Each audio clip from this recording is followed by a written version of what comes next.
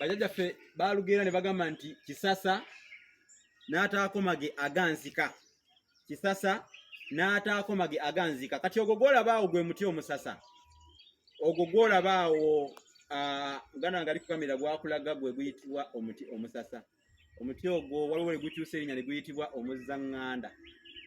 Naye kakati ebyo sigenda kubibanyonyola lwaki guyitibwa omuzzaŋŋanda era tunnyonnyola ekyava ku kakati ensonga lwaki bagutuma omuzzaŋŋanda ekyo kyo sijja kukibannyonnyola. Twekisiza akira tunamma waliwo enjogera egamba nti bisigadde munde ku ŋŋunda.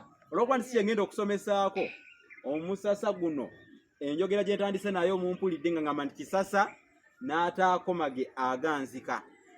Omuti ogwo baagukolangamu emikomago guno.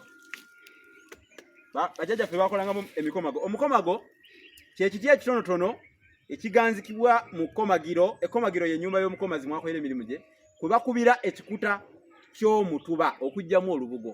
N'olwekyo kwe guyita omukomago. Kati guno omusasa baagujjangamu nnyo emikomago.